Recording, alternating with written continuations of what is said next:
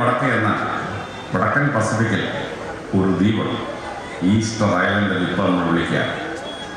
ആ ഈസ്റ്റർ ഐലൻഡിൽ നിന്നാണ് സൈൻഡോ നദീതട സംസ്കാരത്തിൻ്റെ ലിപി ഇന്ത്യക്ക് പുറത്തുനിന്ന് കണ്ടെത്തിയിട്ടുള്ളത്. സൈൻഡോ നദീതട സംസ്കാരം സിന്ധുനദീ തീരത്ത് മാത്രമായിരുന്നില്ല, അതിങ്ങനെ പടർന്ന് ഇന്ത്യ കടന്ന് സൗത്ത് ഈസ്റ്റ് ഏഷ്യ വഴി അങ്ങ് പസഫിക്കിൽ നിന്ന് വടക്ക് വരെ എത്തിയത്. അതുകൊണ്ടാണ് ഇവിടുത്തെ സ്ക്രിപ്റ്റ് ഈസ്റ്റർ ഐലൻഡിൽ നിന്ന് കിട്ടിയിരിക്കുന്നത്. പസഫിക്കിൽ നിന്ന് തെക്കെത്തുമ്പോഴേക്കും മഹത്തായ ഇന്തോനേഷ്യ, 20,000 ദ്വീപുകളുള്ള ഇന്തോനേഷ്യ ഒരു ഹിന്ദുമത രാഷ്ട്രമായിരുന്നു. ഇപ്പോഴും ഇന്തോനേഷ്യയിൽ ഒരു ദ്വീപ് ഉണ്ട്. ആ ദ്വീപ് ബാലി ദ്വീപാണ്. ബാലി ദ്വീപ് 95% ഹിന്ദുക്കളാണ്. ഇപ്പോഴും SK പൊറ്റയ്ക്കാണ് ബാലി കാണാൻ പോയി. എന്നിട്ട് അദ്ദേഹം യാത്രാബന്ധത്തിൽ എഴുതിക്കുകയാണ്, നടന്ന് ഞാൻ കോഴിക്കോട്ടെ ചേവായ നിത്യവും സംശയിച്ചു പോയി. ബാലദ്വീപിൽ ചെന്നാൽ കേരളം പോലെ ഇരിക്കും. ബാലദ്വീപിലെ മുഴുവൻ ക്ഷേത്രവും കേരളത്തിലെ ക്ഷേത്രങ്ങൾ പോലെയാണ്. കേരളത്തിൽ നിന്നാണ് ശില്പികൾ പോയത് ബാലദ്വീപിലെ ക്ഷേത്രങ്ങൾ പണിയാൻ. അതുകൊണ്ട് ഇവിടുത്തെ വണിക വൈശ്യന്മാരുടെ സ്വാധീനത്തിൽ അവിടെ ഏത് പണിഞ്ഞ വിശ്വകർമ്മജ നമ്മുടെ ഇവിടുന്ന് പോയ ആളുകളായിരുന്നു. അതുകൊണ്ട് ബാലദ്വീപിലെ ക്ഷേത്രങ്ങളും ബാലദ്വീപിലെ നൃത്തവും കേരളത്തിലെ നൃത്തവുമായി വളരെ അടുത്ത് ബന്ധപ്പെട്ട് കിടക്കുകയാണ്. ഇന്തോനേഷ്യയിലാണ് ലോകത്തിലെ ഏറ്റവും നീളം കൂടിയ ക്ഷേത്രം. ഇന്തോനേഷ്യയുടെ തലസ്ഥാനമായ ജക്കാർത്തയിൽ നിന്ന് ഒരു 150 കിലോമീറ്റർ വെസ്റ്റിലോട്ട് വരുമ്പോൾ അവിടെയാണ് ബൊറോബുദൂർ ക്ഷേത്രം. ബൊറോബുദൂർ ക്ഷേത്രത്തിൻ്റെ നീളം 1.5 കിലോമീറ്ററാണ്. മെയിൻ ഗേറ്റിൻ്റെ ക്ഷേത്രത്തിൽ കയറിയാൽ ക്ഷേത്രത്തിനകത്ത് 1.5 കിലോമീറ്റർ യാത്ര ചെയ്തെങ്കിലും ക്ഷേത്രത്തിന് പോയി ചെല്ലുള്ളൂ. അത്ര നീളമാണ്. ലോകത്തിൽ ഒരു മതത്തിനും 1.5 കിലോമീറ്റർ നീളമുള്ള ഒരു ആരാധനാലയമില്ല. ലോകത്ത് ഒരു മതത്തിനും 10 ചതുരശ്ര കിലോമീറ്ററുള്ള അങ്കോർവാട്ട് പോലെ ഒരു ആരാധനാലയം ഇല്ല. ഇന്തോനേഷ്യയുടെ ഫോറിൻ മിനിസ്റ്റർ ഇപ്പോഴും സരസ്വതിയാണ്, ഒരു ബ്രാഹ്മണ സ്ത്രീയാണ്. മുസ്ലിം ഭൂരിപക്ഷ രാജ്യമാണ്, പക്ഷേ അവിടുത്തെ മന്ത്രിസഭയിൽ എപ്പോഴും ഹിന്ദുക്കളുണ്ടാവും. അതിലൊന്നാണ് സരസ്വതി. ഇന്തോനേഷ്യയിൽ നമ്മൾ ഇറങ്ങി നേരെ പസഫിക്കിൽ നിന്ന് പുറത്തോട്ട് പോയാൽ ഫിജി എന്നൊരു ദ്വീപാണ്. ദ്വീപസമൂഹം 202 ദ്വീപുകളാണ്. ഫിജിയിൽ ഇപ്പോഴും ഹിന്ദു പുരുഷാണ്. 63% പീപ്പിൾ ഹിന്ദുക്കളാണ്. അവിടെ ഇടയ്ക്ക് ചൗധരിയായിരുന്നു പ്രധാനമന്ത്രി. ഇപ്പോൾ ഒരു പട്ടാളത്തിലൂടെ അവിടുത്തെ ഭരണം പിടിച്ചെടുത്തിരിക്കുകയാണ്. ഫിജിയിലെ ദ്വീപുകളിൽ ഒന്നിൻ്റെ പേര് രമണക ദ്വീപ് എന്നാണ്. ആ ദ്വീപിലെ ആളുകൾ പറയുന്നു, ഞങ്ങൾ കാളിയന്മാരാണ്, ഞങ്ങളുടെ ഭഗവാൻ കൃഷ്ണൻ യമുനാനദി തീരത്ത് ഓടിച്ചാണ്, അങ്ങനെ ഞങ്ങൾ ഇവിടെ താമസിക്കുകയാണെന്ന് അവർ പറയുക. അവർ പറയുന്നത് കേട്ടിട്ട് നമ്മൾ ശ്രീമദ് ഭാഗവതം വായിക്കുമ്പോൾ അതിൻ്റെ 10ാം സ്കന്ധത്തിൽ നമ്മൾ ശ്രദ്ധേയമായ ഒരു കഥ കാണുകയാണ്. കാളന്തി നദി മുഴുവൻ വിഷലിപ്തമാക്കി കാളിയൻ ഭഗവാൻ ആൽമരത്തിന് മേളിൽ നിരത്തിൽ ചാട്ടകളുടെ തലയിലോട്ട്, എന്നിട്ട് അവനെ ചവിട്ടി പരിവാക്കും. അപ്പോൾ കാളിയൻ 2 ഭാര്യമാരുണ്ടായിരുന്നു. ഭാര്യമാർ വന്ന് ഭഗവാനോട്, ഭഗവാനെ ഭർത്താവിനെ കൊല്ലല്ലേ എന്ന് പറഞ്ഞു. കാളിയെന്ന ആൺമക്കളുണ്ടായിരുന്നു. അവർ വന്ന് ഭഗവാനോട് പറഞ്ഞു, ഭഗവാനെ അച്ഛനെ കൊല്ലല്ലേ. ഭഗവാൻ പറഞ്ഞു, അച്ഛനെ കൊല്ലാൻ ഞാൻ ഉദ്ദേശിച്ചിട്ടില്ല, പക്ഷേ ഈ നദി ഇനി വിഷലിപ്തമാക്കാൻ പറ്റിയ നീ നിൻ്റെ ഭാര്യയും മക്കളെ കൂട്ടി കടലിൽ കടന്ന് 4000 യോജനയ്ക്ക് അപ്പുറത്ത് പോയി രമണക ദ്വീപുണ്ട്, അവിടെ പോയി താമസമാണ്. അപ്പോൾ ഭാഗവതം വായിക്കുമ്പോൾ കാളിയുടെ തീരത്ത് നിന്ന് കാളിയനെ 4000 യോജനയ്ക്ക് അപ്പുറത്ത് രമണ ദ്വീപിലേക്ക് അയച്ചു ഭാഗവതത്തിൽ രേഖപ്പെടുത്തിയത്. ഇതാ ഇന്ത്യയുടെ തീരത്ത് നിന്ന് 4000 കിലോമീറ്റർ ചെല്ലുമ്പോൾ രമണക ദ്വീപ്, അവിടെ കാളിയന്മാരുണ്ട്. അവർ പറയുന്നു അവരുടെ പൂർവികനെ ഭഗവാൻ കൃഷ്ണൻ യമുനാനദി തീരത്ത് ഓടിച്ചാണ്. എന്തൊരു സാമ്യം! നമ്മൾ അമരുന്നതാണ്. ഫിജിയിൽ നിന്ന് അവിടെ നിന്ന് ഒരു 1000 കിലോമീറ്റർ പോകുമ്പോൾ ഓസ്ട്രേലിയ എന്ന ദ്വീപാണ്. 22 ലക്ഷം ചതുരശ്രമുള്ള ദ്വീപാണ്. ആ ഓസ്ട്രേലിയയിലും ന്യൂസിലൻഡിലും മവോറീസ് എന്ന ജനവിഭാഗമാണ് താമസിക്കുന്നത്. അവർക്കൊരു പുണ്യക്ഷേത്രം ഉണ്ടായിരുന്നു. അതിന് താഴെ കയറ്റുകയില്ല. പക്ഷേ 1986 ഒരു ഇടി വെട്ടി, അതിൻ്റെ മേൽക്കൂര ഇടി വെട്ടി. അപ്പോൾ അത് പരിശോധിച്ച് റിപ്പയർ ചെയ്യാൻ വേണ്ടി ആളുകൾ അകത്ത് കയറി. അപ്പോൾ അവരുടെ ഏറ്റവും വിശുദ്ധമായ സാധനം മണി. ആ മണി പരിശോധിച്ചപ്പോൾ ആ മണിക്കകത്ത് പരമശിവൻ്റെ പേര് തമിഴ് ലിപികളിൽ കൊത്തി വെച്ചിരിക്കുകയാണ്. അപ്പോൾ ശാസ്ത്രജ്ഞന്മാർ മൗറികളുടെ രക്തം എടുത്തിട്ട് അവരുടെ DNA ടെസ്റ്റ് ചെയ്തു. ഇതുപോലെ ഇവിടുന്ന് വന്നതെന്നറിയാൻ വേണ്ടി. ആദ്യം എല്ലാവരും വെച്ചത് പോളിനേഷ്യൻ പീപ്പിളാണ്. പക്ഷേ പോളിനേഷ്യൻ പീപ്പിളോട്ട് അവർക്ക് കാഴ്ചയ്ക്ക് സാമ്യമില്ല. കണ്ടാലെ ഇന്ത്യക്കാരെ പോലെ ഇരിക്കുന്നു. മൗര്യകളുടെ രക്തമെടുത്ത് പരിശോധിച്ചപ്പോൾ തമിഴ്നാട്ടിലെ ഇരുളരുടെയും കേരളത്തിലെ ഉള്ളാടുകളുടെയും രക്തമാണ് ഈ ഓസ്ട്രേലിയയിലെ മൗര്യകൾക്കുള്ളത്. അവർ ഇന്ത്യയിൽ നിന്ന് പോയ ശൈവാരാധനക്കാരായ ഇരുളരുടെയും ഉള്ളാടുകളുടെയും പിൻഗാമികളാണെന്ന് ശാസ്ത്രം കണ്ടെത്തി. അപ്പോൾ സനാതനധർമ്മം എന്ന് പറയുന്നത് ഇന്ത്യയിലെ ഹിന്ദുമതത്തിൻ്റെ ഒരു പാപമല്ല. 46 രാജ്യങ്ങളിൽ പരന്നു കിടന്ന യൂറോപ്പും ആഫ്രിക്കയും ഏഷ്യയും സൗത്ത് ഈസ്റ്റ് ഏഷ്യയും ഓസ്ട്രേലിയയും പസഫിക് ദ്വീപുകളും ഉൾപ്പെട്ട വിശ്വമൂലമായ ഭൂപ്രദേശത്തുണ്ടായ ഒരു വിശ്വാസമിതിയാണ് സനാതന ധർമ്മം. ആ സനാതന ധർമ്മം ഒരു 700 വർഷങ്ങൾക്ക് മുമ്പ് വിദേശാധീനത്തിൽപ്പെട്ടു. ആദ്യം ഒരു 500 വർഷം മുസ്ലിങ്ങൾ ഭരിച്ചു. പിന്നെ ഒരു 200ഓളം വർഷം യൂറോപ്യൻസ് ബ്രിട്ടീഷുകാരെ ഭരിച്ചു.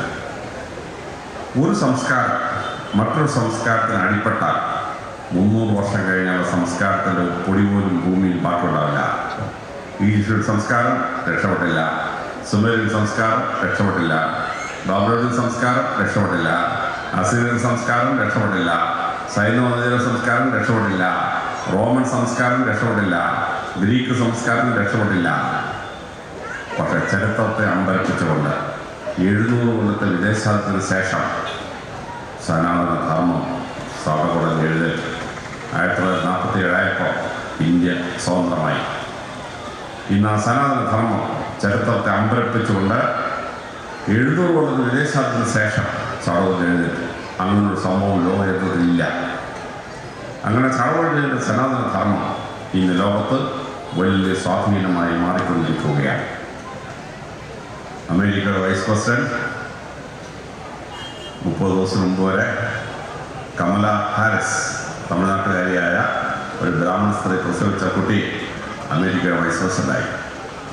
ഇപ്പോഴത്തെ വൈസ് പ്രസിഡന്റ് ഭാര്യയോ ആന്ധ്രാക്കാരിയായ ഒരു ബ്രാഹ്മണ സ്ത്രീ അമേരിക്കയിലെ വൈസ് പ്രസിഡന്റ് ഭാര്യ. ബ്രിട്ടീഷുകാർ ഇന്ത്യ ഭരിച്ചു 200 വർഷം. പക്ഷേ 6 മാസം മുമ്പ് വരെ ആ ബ്രിട്ടനെ ഭരിച്ചിരുന്ന പ്രധാനമന്ത്രി അദ്ദേഹം സനാതന വിശ്വാസിയായിരുന്നു. ദിവസവും വേണ്ടി വടക്കുകൊളുത്തി രാമം പാഹിമം പാടുന്ന ആളായിരുന്നു. ഋഷിപ്പോക്ത പരമ്പരയുടെ പേരുള്ള ആളായിരുന്നു. അഗ്നിയെ ആരാധിക്കുന്ന ഋഷി സുനാക് ഹിന്ദു ബ്രിട്ടീഷുകാരുടെ പ്രധാനമന്ത്രി. ബ്രിട്ടീഷ് മന്ത്രിസഭയിൽ 2 ഹിന്ദു മന്ത്രിമാർ. അമേരിക്കൻ പാർലമെൻറ്റിൽ 7 ഹിന്ദുക്കൾ അവിടുത്തെ എംപിമാരാണ്. കാനഡ പാർലമെൻറ്റിൽ 8 പേർ ഇന്ത്യക്കാരാണ് മന്ത്രിമാർ. ആഫ്രിക്കയിൽ കഴിയുമ്പോൾ മൊറീഷ്യസ് പ്രസിഡന്റ് പ്രധാനമന്ത്രി ഹിന്ദുക്കളാണ്. സിംഗപ്പൂരിനെ വലിയ സിംഗപ്പൂറാക്കിയ മഹാനായ ലീ ക്വാൻ യൂവിൻ്റെ പ്രസിഡന്റ് ആരായിരുന്നു? രാജൻ ദേവൻ നായർ. നമ്മുടെ നാഗർകോവിലുകാരൻ നായരായിരുന്നു 12 കൊല്ലം സിംഗപ്പൂരിൻ്റെ പ്രസിഡന്റ്. ഇപ്പോഴത്തെ പ്രസിഡന്റ് ആരാണ്? ഇപ്പോഴത്തെ പ്രസിഡന്റ് മധുരക്കാരൻ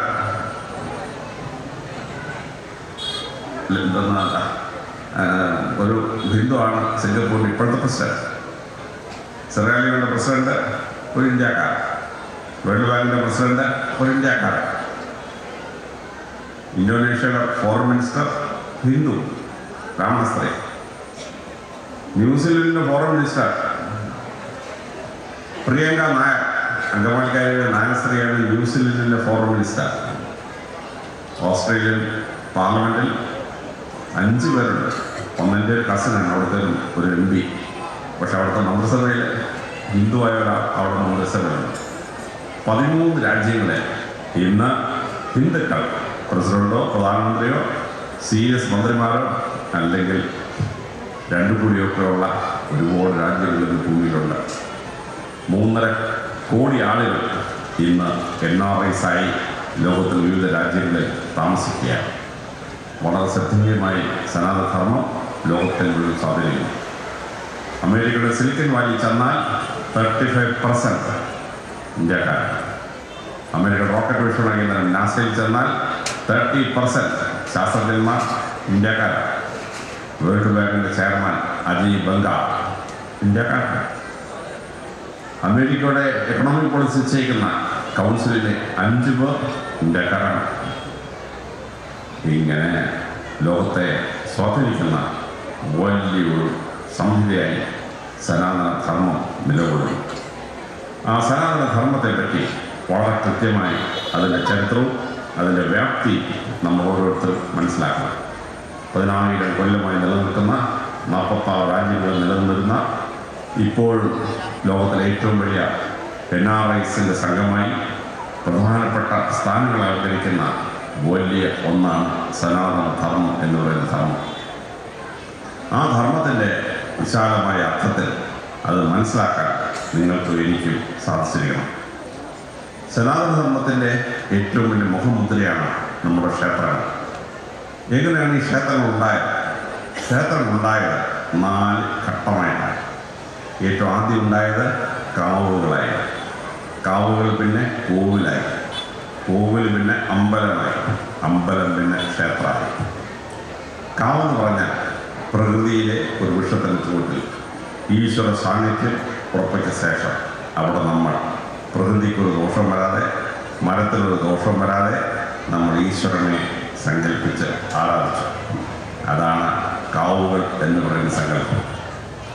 ആ കാവുകൾ പിന്നീട് കോവിലായി മാറി.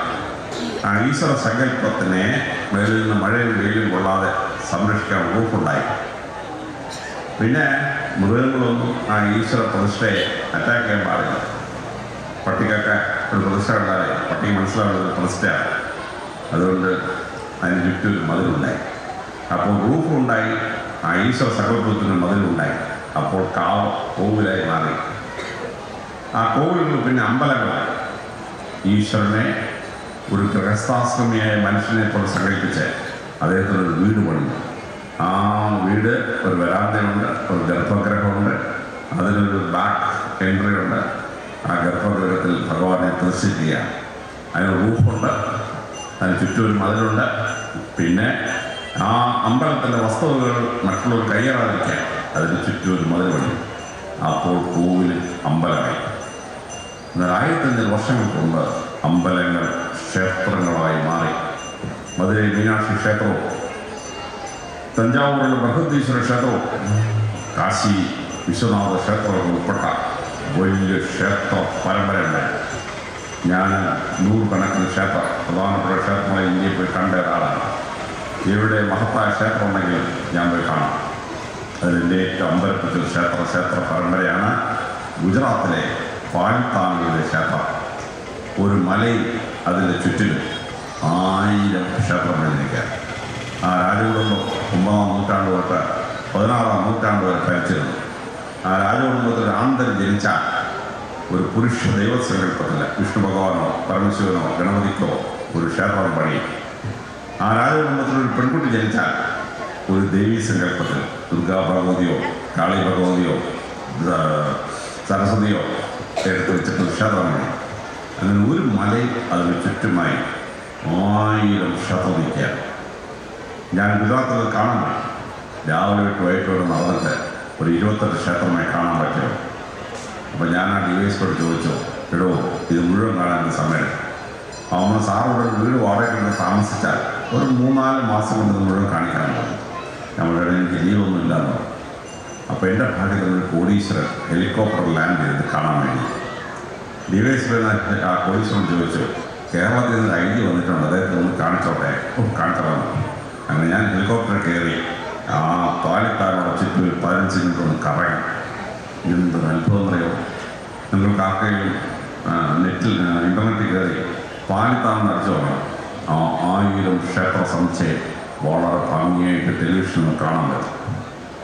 ഇതുപോലെ ഏതെങ്കിലും മതത്തിന് ഒരു സ്ഥലത്ത് 1000 ആരാധനാലയം പണിയാൻ പറ്റിയിട്ടുണ്ടോ? ഹിന്ദുമത്തെ പോലെ പറ്റിയിട്ടില്ല. അതാണ് മഹത്തായ ക്ഷേത്ര സമുച്ചയം. അപ്പോൾ കാവങ്ങനെ കോവിലെങ്ങനെ അമ്പലമായി, അമ്പലം ക്ഷേത്രമായി നമ്മൾ മനസ്സിലാക്കാം. ആ ക്ഷേത്രം അതിൻ്റേതായ പ്രത്യേകത ഒന്നാണ്. ഒരു ആരാധനാലയം ക്ഷേത്രമാകണമെങ്കിൽ അതിന് 9 ഘടകങ്ങൾ വേണം.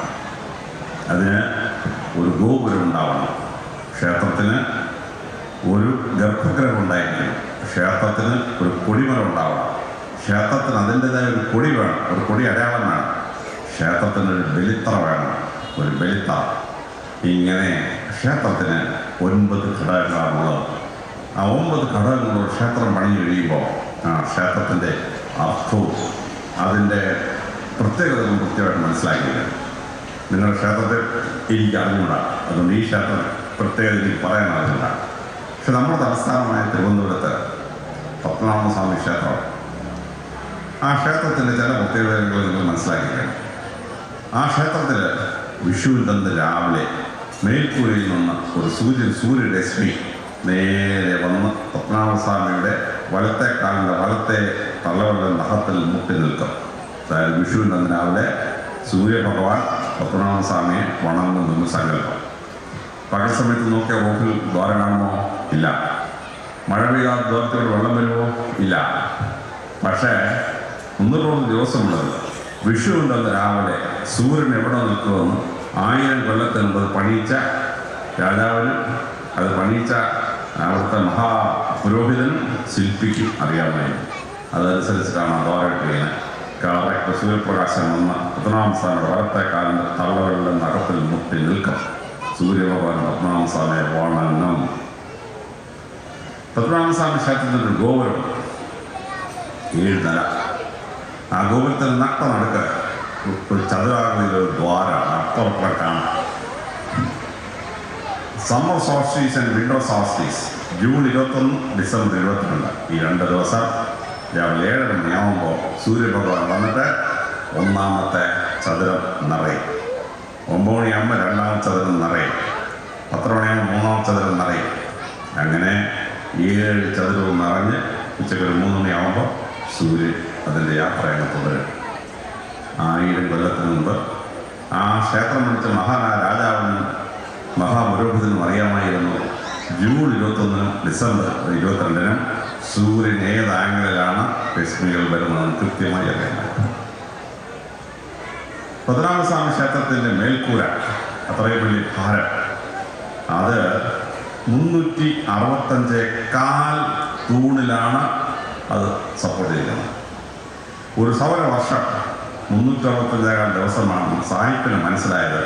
1584 ഗ്രിഗോറിയൻ കലണ്ടർ സെറ്റ് ചെയ്തപ്പോഴാണ് ഗ്രിഗോറിയൻ കലണ്ടർ. പക്ഷേ അതിനും 500 വർഷങ്ങൾക്ക് മുമ്പ് രാജാവിനും ശില്പിക്കും അറിയാമായിരുന്നു ഒരു സൗരവർഷം 365 ദിവസമാണ്. ജനുവരി 1 സൂര്യൻ നിൽക്കുന്നത് തോർത്തു, ജനുവരി 2 സൂര്യൻ നിൽക്കുന്നത് 2-ാമത്തെ. അങ്ങനെ 365 തൂണ് കഴിഞ്ഞാൽ അടുത്ത തൂൺ എല്ലാ തൂണിൻ്റെയും 4-1 പൊക്കമുണ്ടായി. 365 തൂണിലാണ് പത്മനാഭസ്വാമി ക്ഷേത്രത്തിൻ്റെ മേൽക്കൂരയുടെ ഭാരം വന്നു നിൽക്കുന്നത്.